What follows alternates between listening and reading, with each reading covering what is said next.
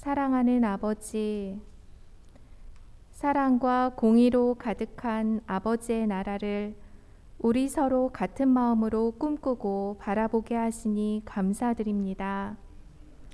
이 시간 빛과 진리의 말씀으로 세상 그리고 삶의 어둠과 불의를 이기신 주님을 생각합니다. 우리도 세상을 이기신 우리 주님을 본받아 말씀과 삶으로 보여주신 그 사랑으로 견디고 승리하며 살게 하소서. 우리 예배와 삶에 임재하시는 주님의 크신 은혜에 감사드립니다. 그리스도 예수님의 이름으로 기도드립니다. 아멘. 샬롬. 승리하세요. 세상 누구보다 사랑합니다. 네, 우리 온라인으로 참여하신 분들도 부끄럽지만 사랑합니다.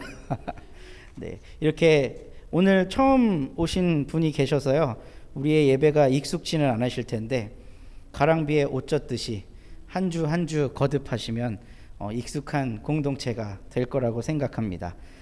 오늘도 함께 말씀으로 은혜를 나눴으면 좋겠습니다. 질문 하나 드려볼게요. 천국 어떻게 하면 가나요? 가난하면? 목사딸 아니랄까봐. 가난한 자는 복이 있나니? 누가복음의 가르침입니다. 마태복음은 거기에 MSG를 살짝 쳐갖고 마음이 가난한 자는 복이 있나니. 근데 예수님께서 아마 원래 처음 말씀하신 거는 가난이었을 거예요. 거기에 이제 MSG가 뒤에 첨가된 거겠죠. 네, 가난하면 간다. 너무 신학적입니다. 제가 감당치 못하겠나이다. 네, 어떻게 하면 천국 갈까? 다른 분. 그럼 구원받는 게 천국 가는 거랑 똑같은 거라면 어떻게 하면 구원받을까요? 회개해야죠. 네, 이 답이 나오기를 기다리고 있었습니다. 예수님을 믿으면 천국 가죠. 그러면 예수님을 믿는다는 거는 어떻게 증명할 수 있어요? 내가 예수님을 믿는다는 걸 어떻게 알 수 있어요? 회개해야죠. 은혜로. 권사님 다우신 대답이십니다. 네, 은혜로. 이건 정답 중에 가장 탑 클래스 정답이죠. 근데 교회의 오랜 전통은 믿음의 표징이 세례로 나타난다고 이야기했어요. 교회의 오랜 전통은 아마 1500년이 넘었을 겁니다. 한 1700년에서 800년 정도 될 거예요. 세례를 받는 게 내가 예수 믿고 있다라고 하는 증거다라고 고대 교회부터 가르쳤어요. 그러면 그 세례의 원조는 누굴까? 지구상에서 세례라는 걸 처음으로 만들어낸 사람이에요.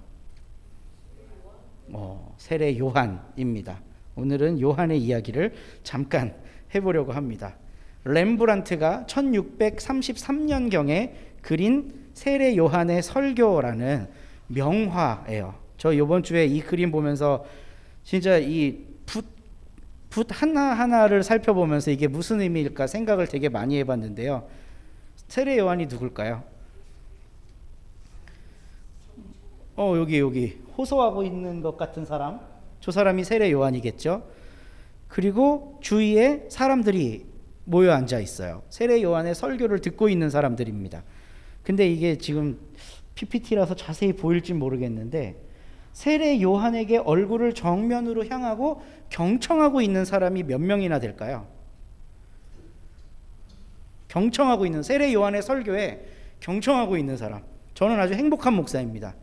여기 계신 모든 분들이 저에게 경청하고 계시기 때문에 저는 너무 행복한 목사인데, 세례 요한의 설교를 경청하고 있는 사람이 몇 명이나 될까?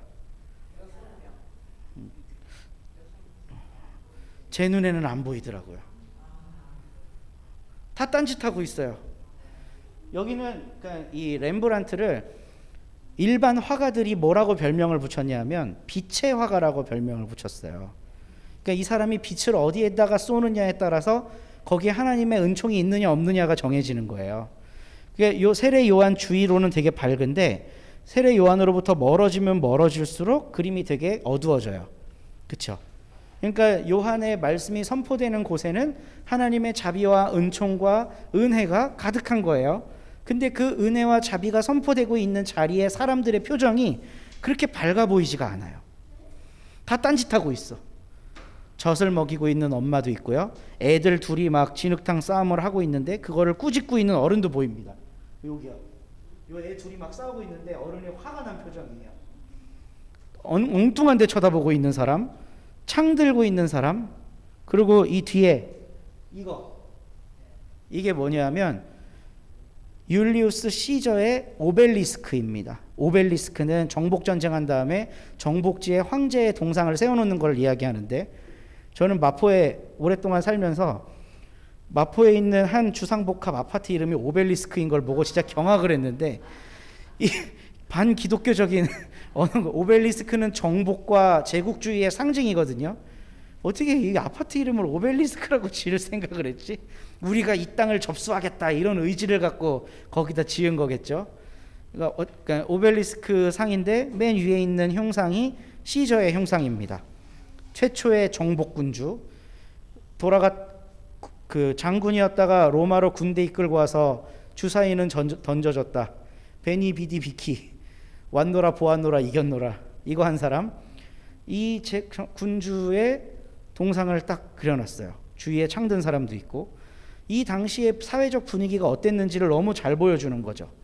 근데 요한의 메시지에 집중하는 사람이 없어요.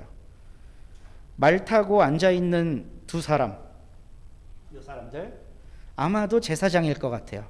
저놈이 무슨 말 하나 보자 라고 쳐다보고 있는 것 같고요.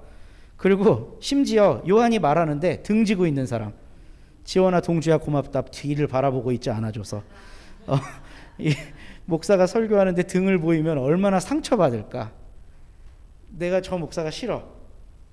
맨 앞자리에 앉아갖고 뒤돌아서 앉아 있는 거예요. 이야, 그것만큼 강력한 저항이 있을까? 근데 여기 있는 세 사람이 등 돌리고 있어요. 복색으로 보아서는 아마도 바리새인 사두개인들인 것 같아요. 요한이 무슨 얘기를 하니까 아우, 저 인간 또 헛소리 하네, 저런 소리 듣지 마. 요한이 무슨 설교를 했을까? 오늘 우리가 읽은 본문 마태복음 3장 앞부분에 보면요, 요한이 한 설교가 나와요. 주보 뒤져도 안 나옵니다. 거기 그 앞말씀이에요. 도끼가 나무 뿌리에 놓여 있다. 열매 맺지 못하는 나무마다 찍혀서 불에 던져질 것이다. 종말론적인 설교를 하잖아요. 그러니까 이 설교가 사람들을 기분 좋게 하는 설교는 아닙니다. 당신들 똑바로 사세요. 지금 하나님의 심판의 도끼가 여기 가까이 와 있습니다. 똑바로 안 살잖아요? 찍는데요. 이러고 설교하고 있는 거예요, 지금 요한이. 그러니까 얼마나 이게 사람을 불편하게 하는 설교예요. 그러니까 이 설교에 사람들이 아멘 할렐루야 하고 있지 않은 겁니다. 만약에 세례 요한이 한국 교회에 와서 설교하면 아멘 소리가 몇 개나 나올까? 전 별로 안 나올 것 같아요. 올 한 해도 하나님의 은총과 축복이 여러분 가정에 함께 하시기를 간절히 축원합니다. 아멘. 막 나도 모르게 아멘이 지금 나오려고 그러고 있죠. 우린 여기에 너무 길들여져 있어요.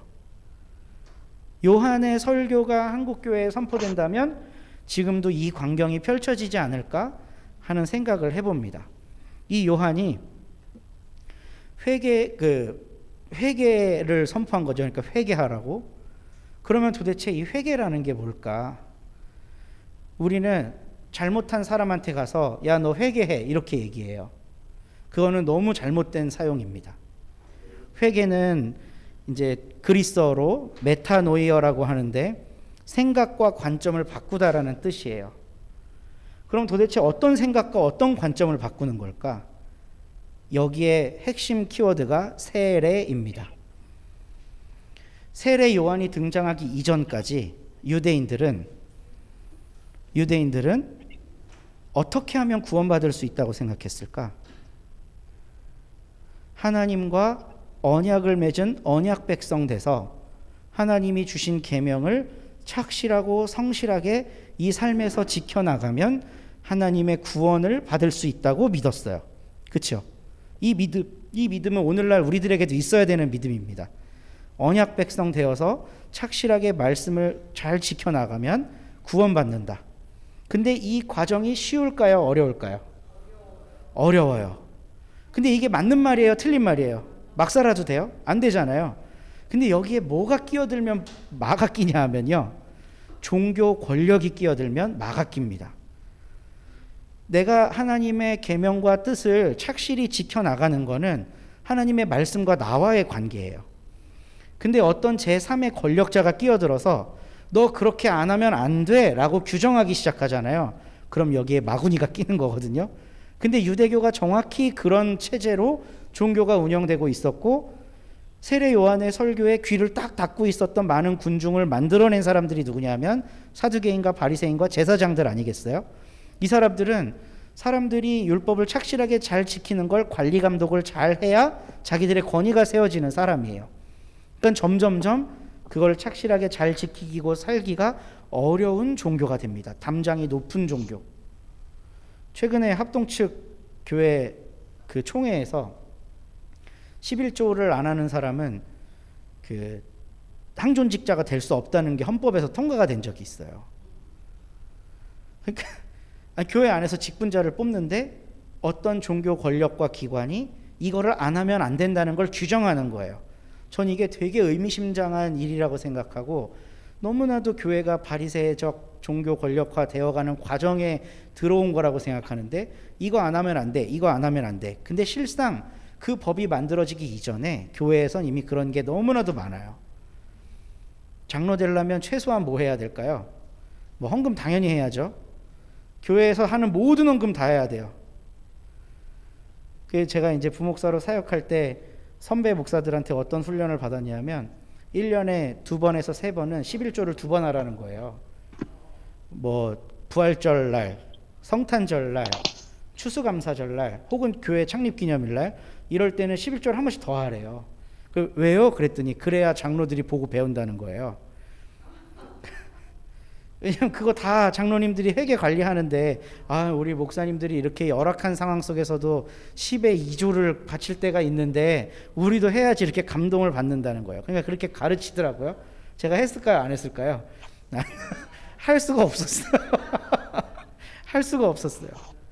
근데 교회 안에 그런 규율들이 무수히 많고, 새벽 예배도 안 나오는데 무슨 장로야, 수요 예배도 안 나오는데 무슨 장로야, 이런 거가 아주 일상화되어 있죠. 우리의 구원과 아주 상관이 없는 거에 대한 규율들이 교회 안에 생겨 있어요. 이 규율 지키다가 피토하는 거거든요. 사람들이 내 마음이 진정으로 동해서 기쁘지 않은데도 거기 잘 앉아 있는 거야. 근데 요한이 거기에 찬물을 쫙 끼얹어 버립니다. 여러분, 도끼가 나무 뿌리에 와 있잖아요. 언제 그거 지키고 앉아 있을 거예요? 지금까지 못 지켰던 거 다 적어놨다가 하나하나 다 지키고 속죄제하고 속건제하고 희생제사 드리고 번제 드리고 막 몇십 년 동안 해도 당신의 죄가 다 안 씻어질 텐데, 지금 도끼가 나무 뿌리에 왔다니까요. 하나님 나라 가려면 여러분 어떻게 해야 되겠어요? 이리 와서 세례 받으세요 라고 한 거예요. 사실 도끼가 나무 뿌리에 놓여 있다라고 주장한 요한의 설교는 오래전 선지자들도 많이 해왔던 이야기예요. 하나님의 진노가 곧 닥친다, 그러니까 돌이켜 말씀으로 돌아가라, 이런 얘기는 구약의 모든 선지자들이 다 똑같이 한 말이거든요. 그러니까 사실상 제사장이나 사두개인 바리새인이 그 설교에 크게 언짢아 할 필요가 없어요. 근데 요한을 죽이고 싶어 했던 결정적인 이유가 세례 준 겁니다.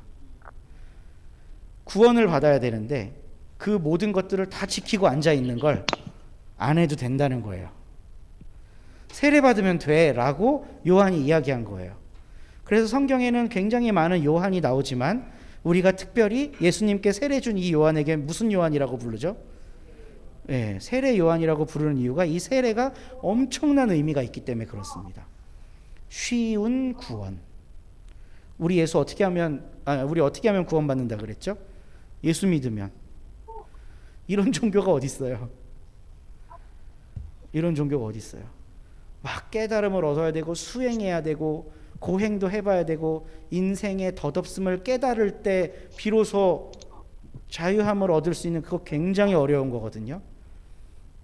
근데 기독교가 시종일관 2000년 동안 가르쳐온 복음의 진리는 그렇게 구원받는 게 아니라 믿으면 땡이야를 알려주는 거예요. 이 믿음이라는 건 그러니까 단순히 이게 우리는 예수 믿는다는 걸 어떻게 오해하냐면 주술적이고 마술적으로 오해해요.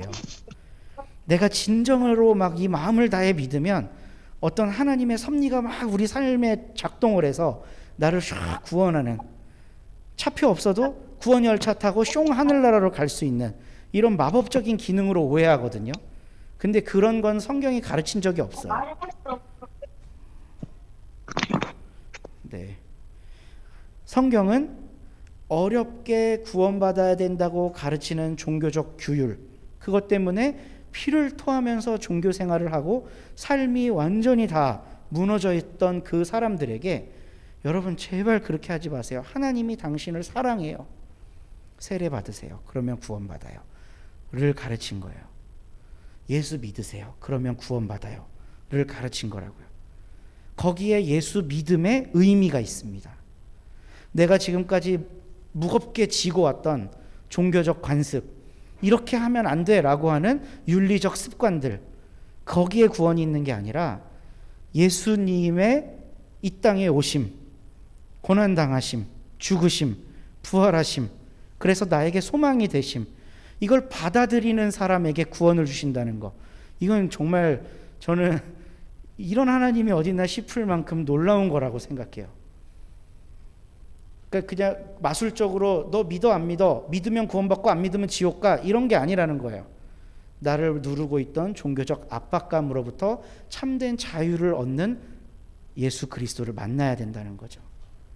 내 삶을 막 무겁게 짓누르고 있던 이걸로부터 어떻게 더 벗어날 수 있지 아무리 고민해도 답이 나오지 않던 그것으로부터 예수를 붙잡고 자유를 얻는 거, 이게 이제 믿음이라는 겁니다. 세례 요한은 예수님 앞에서 그 믿음을 가르쳤어요. 사두개인, 바리새인, 제사장들, 그들에 의해 양육된 유대인들을 잔뜩 모아놓고 설교하는데 회개의 세례를 받으라고 설교합니다. 이 사람들은 도무지 이해할 수 없었어요.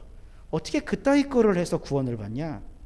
모세 율법 달달달 외워야지, 5대 제사 차곡차곡 지켜야지, 죄 지을 때마다 씻김 굿하는 것처럼 내 죄사함에 희생 제사를 드려야지, 600여 가지의 고르반 율법 차곡차곡 지키며 살아야지, 이게 그냥 온몸에 배 있는 거예요. 오늘날로 해보면 새벽 기도 해야지, 수요 예배 해야지, 성경 공부 해야지, 11조 감사헌금, 건축헌금, 성교헌금, 주정헌금 뭐 다 해야지, 이렇게 규정되어 있는 신앙생활이 우리에게 익숙하거든요. 근데 세례는 그 모든 익숙함으로부터 우리를 해방시키고 참된 자유가 뭔지를 알려주는 기독교의 가장 기초가 되는 의식입니다. 그래서 예수님은 공생애를 시작하시면서 그 의식을 행하세요. 본인이 인간이시기 때문에 예수님은 죄가 없으시니까 회개의 세례를 받을 필요가 없거든요. 근데 예수님은 왜 부활하셨을까? 성경이 가르치는 바 잠자는 자들의 소망이 되기 위해 부활의 첫 열매가 되신 거죠. 그러니까 우리가 해야 할 모든 일들을 앞서 예수님이 먼저 경험을 하시는 거예요. 그러니까 예수님도 세례를 받으시고 그 새로운 관점에 동의하심으로써 공생애를 시작하시는 겁니다. 그래서 우리는 회개를 막 죄 지은 거 잘못 빌고 밤새도록 막 눈물 흘리면서 기도하고 여기에 국한시켜서는 안 된다는 거죠. 우리가 그동안 생각해왔던 종교적인 관점과 의식과 전통들, 여기로부터 돌아서는 게 회개의 본질적인 의미라는 겁니다. 그러면 아까도 제가 여러 번 여쭤봤지만 믿음이라는 건 도대체 뭘까? 믿음이라는 거. 예수님은 이 땅에 오셔서요, 요한복음의 가르침을 살펴보면요, 우리를 하나님의 자녀로 부르셨대요. 이것도 사실 유대교에서 이해할 수 없는 이야기거든요. 소수의 몇몇 하나님이 점 찍은 그 사람들만 하나님의 아들, 딸로 불렸지, 만인을 하나님의 아들, 딸로 부른 적이 없어요. 근데 요한은 1장에서, 요한복음 1장에서 그 만인을, 누구나 예수님께로 다가오는 모든 사람들을 하나님의 자녀로 새롭게 규정해 주십니다. 이 세상은요, 기존에 존재하던 세상과 다른 세상이에요. 그럼 이 새롭게 도래한 세상이 뭐냐? 이게 하나님의 나라인 겁니다. 우린 예수 믿으면 천국을 간다고 생각하는데, 그래서 저도 모르게 도입부의 질문에서 어떻게 하면 천국 가나요? 라고 여쭤봤는데, 가는 천국은 성경에 아주 희박하게 등장하고요. 성경에 나오는 대부분의 천국은 오는 천국입니다. 우리 매번 주기도문으로 이야기하잖아요. 아버지의 나라가 오게 하시며, 아버지의 뜻이 저 하늘에서만 이루어지지 말고 여기서 이루어지게 해주십시오. 이게 천국 오게 해달라는 기도예요. 천국 소환 기도, 예수님의. 천국은 하나님의 자녀로 규정된 사람들 속에 위에서 임하는 게 천국인 거예요. 그러면 내가 믿음이 있다는 건 하나님의 자녀된 공동체, 우리 서로 공동체로 하나로 엮였어요. 여기에 성령님이 임재하세요. 우리가 사는 이곳이 바로 하나님의 나라구나 라는 걸 믿는 게 믿음인 겁니다. 그게 예수 믿는 거예요. 주술적이고 뭔가 막 그 어떤 신통력을 발휘하는 것처럼 죄 많고 지저분한 이 세상에 살다가 예수를 믿으면 나만 쏙 빼갖고 저 하늘나라로 데리고 가는 거, 이런 천국은 성경이 가르치질 않아요. 그런 천국은 없어요. 우리 공동체 안에 하나님의 능력과 하나님의 다스림, 그분이 우리를 자녀로 부르시는 이 세상의 질서와 완전히 다른 새로운 질서, 이 질서에 의해 작동되는 공동체가 하나님 나라인 겁니다. 하나님 나라. 그래서 우리가 세례, 주님 수세주의를 맞아서요, 세례를 받는다는 게 어떤 의미일까? 회개하는 거라는데 회개는 뭘까? 그럼 회개하고 복음을 믿으라고 하는데 이 믿음이라는 건 뭘까? 이걸 한번 잘 고민하는 한 주가 돼봤으면 좋겠습니다. 어떤 목사님이 페이스북에 올리신 글을 보고 제가 배꼽을 잡았는데요. 그 대학원 클래스에서 세례받은 사람, 그러니까 신학대학원 클래스예요. 다 손들겠죠. 세례 3번 받은 사람 물어봤대요. 몇 명이 쭈삐쭈삐 손을 들다는 거예요. 세례 5번 받은 사람, 그랬더니 어떤 한 남자 젊은이가 손을 또 들었답니다. 그래서 어떻게 5번 세례를 받으셨어요? 그랬더니 뭐 유아 세례 받고 커갖고 입교하잖아요. 입교하고 군대 갔는데 세례 받는 날 간식을 가장 많이 준다 그래갖고 이제 새로운 군목이 와서 바뀔 때마다 네, 세례를 받았다는 거예요. 그래 5번을 받은 사람도 있대요. 여러분은 세례 몇 번 받으셨나요? 1번? 그럼 2번 받으면 지옥 가나요? 안 가요.